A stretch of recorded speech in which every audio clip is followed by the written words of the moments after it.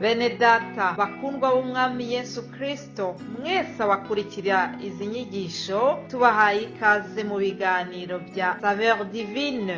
Ibi biganiro mu bitegurirwa n'abavugabutumwa bwiza batandukanye, akaba ari umuhamagaro ugendera ku ijambo ry'Imana byanditse mu gitabo cy'ubutumwa bwiza uko bwanditswe na Matayo ibice 24 umurongo wa 14. Kandi ubutumwa bwiza bw'ubwami buzigishwa mu isi yose ngo bube ubuhamya bwo guhamiriza amahanga yose, nibwo imperuka izahera ko ize. Ibi biganiro mubikurikira ku channel ya YouTube yitwa Saveur Divine. Tubifurije kugubwa neza. Imana Data ari nayo So ibaha umugisha.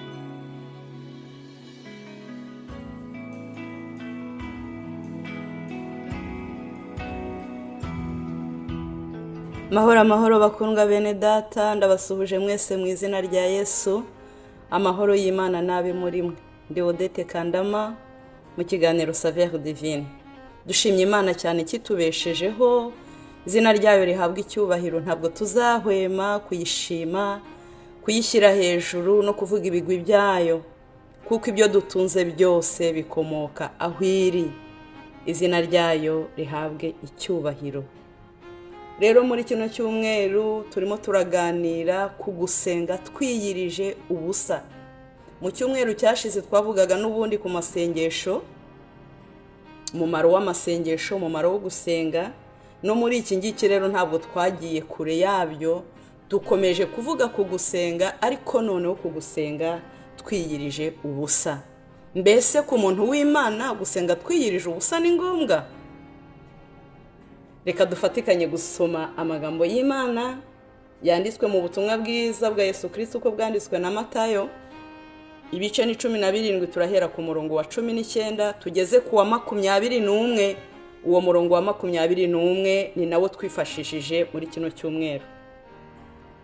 Handitswe ngo, maze abigishwa begera Yesu biherereye bati, niki cyatumye twebwe bitunanira kumwirukana?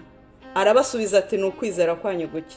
Ndababwira ukuri yuko mwaba mufite kwizera kungana n'akabuto ka sinapi, mwabwira uyu musozi mutiva hano ujye hirya wahava, cyangwa mwabwira uyu musozi mutiva hano ujye hirya wahava, kandi nta kizabananira.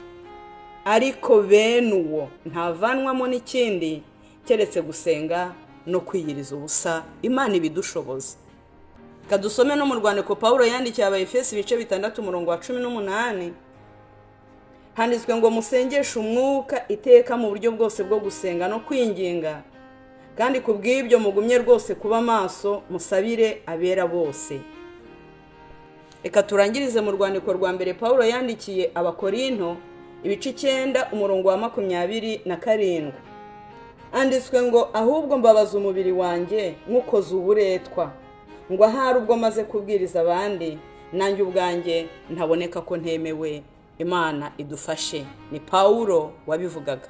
Narimo mbaza ikibazo, ndakibaza nawe ndakikubaza, cyangwa nawe ujye ukibaza, mbese kuko ni ngombwa ko umukristo, muntu wihannye wakiriye Yesu, akwiriye gusenga yiyirije ubusa? Igisubizo ni yego. Kubera iki dukwiriye gusenga se twiyirije ubusa? Nuko Yesu umwami wacu, uwo twitirirwa, uwatubyaye, kandi uw'ijambo ry'Imana ritubwira gukurikiza no kumwitegereza ngo atubere icyitegererezo, yarabikoze. Yasenze iminsi 40 n'amajoro 40 atarya atanywa. Icya kabiri, muri aya magambo dusomye, Yesu aratugira inama yo kubikora, yo gusenga twiyirije ubusa. Aya magambo dusomye ni umwana ngo wari urwaye igicuri. Hanyuma umubyeyi w'uyu mwana asanga abigishwa, arababwira ngo nyamuneka nimusengere umwana wanjye akire ubu burwayi bw'igicuri. Abigishwa baragerageza biranga. Noneho bukeye wa mubyeyi abona Yesu. Abonye Yesu, wa mwana aramumugarurira. Birumvikana yari akirwaye. Yesu rero ngo acyaha wa dayimoni wari uri muri wa mwana wamuteraga uburwayi bw'igicuri, ngo aramucyaha cyane. Hanyuma ngo wa mudayimoni ngo amuvamo. Ni inkuru uzazisoma uhereye hejuru ku murongo wa 14, twebwe twahereye ku murongo wa 19. noneho abigishwa babibonye ngo basanga Yesu biherereye, ngo baramubwira ngo mbese kubera iki twebwe twagerageje bikanga ntamuvemo.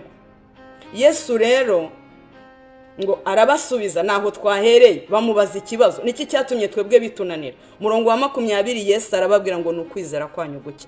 Mu gihe mu cyumweru gishize twarimo tuvuga umumaro w'amasengesho, twavuze amasengesho Imana yumva, Imana isubiza, twavuzemo n'iki ngiki cyo kwizera, kuko iyo usenga ugomba kwizera uwo usenga, ugomba kwizera Imana usenga ubwira, kandi ukizera yuko niba uri gusenga wumvirwa. Twakivuzeho iki ngiki. Rero arababwira ngo nuko mutari mufite kwizera. Arababwira ngo mugize kwizera nibura kungana n'akabuto ka sinapi, ni akabuto gatoya cyane kaguye hasi ntabwo wagashakisha ijisho ngo ukabone, biragoye. Arababwira ngo mugize kwizera kungana gutyo n'uyu musozi mwawubwira ngo wimuke wabumvira, kandi nta n'ikindi cyabananira.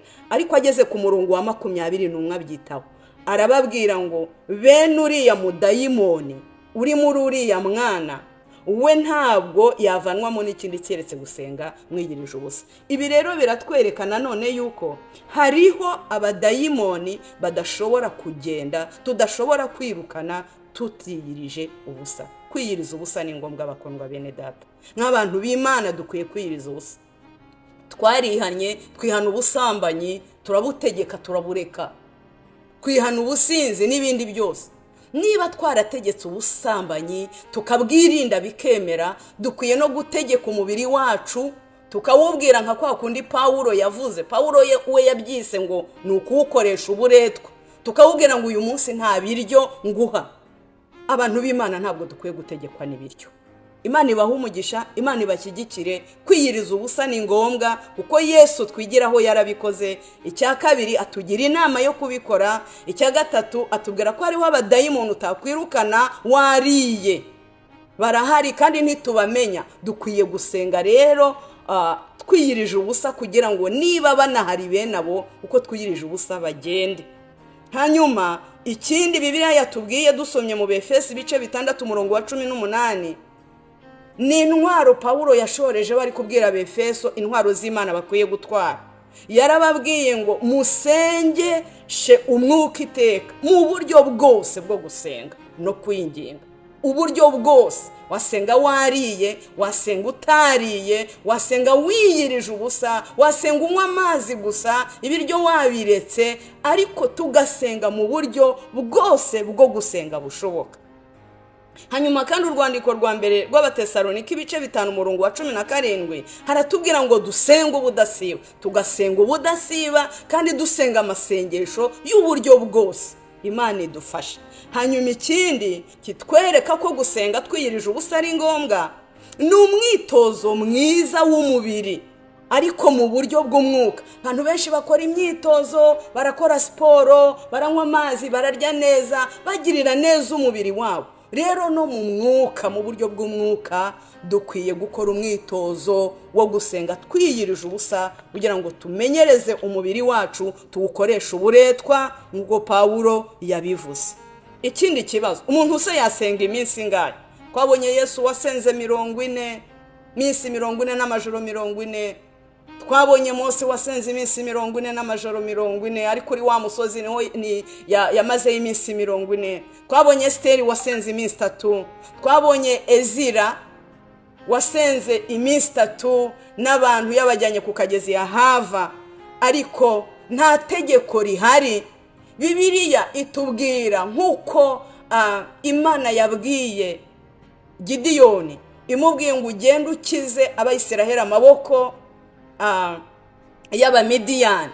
Imana yaramubwiye ngo genda uko imbaraga zawe zingana. Nawe ugenda uko imbaraga zawe zingana. Ntabwo Imana igutegeka iminsi, ariko ijambo ry'Imana riratwereka ko dusenga twiyirije ubusa ni ngombwa. Wasenga igice cy'umunsi ugitangira amasaha 12, wasenga umunsi umwe amasaha 24. Hariho abantu basenze iminsi 7, hari abasenze 10, hari abayirengeje. Imana igufashe, igushoboze, ugende uko imbaraga zawe zingana. Ariko nta muntu w'Imana wihanye wo kubaho arya iminsi yose kuva ku wa mbere akagera ku cyumweru, akongera agatangira ikindi akirya. Imana idufashe twige gusenga no kwiyiriza ubusa uko Yesu yarabikoze, kandi atugira inama yo kubikora. Kandi hariho abadayimoni utakwirukana wariye. Ikindi nuko dukwiye gusenga amasengesho y'uburyo bwose. Ikindi nuko ari umwitozo mwiza wo mu buryo bw'umwuka, tukanesha umubiri tukawukoresha uburetwa. Imana nibaha umugisha, Imana nibashoboze gusenga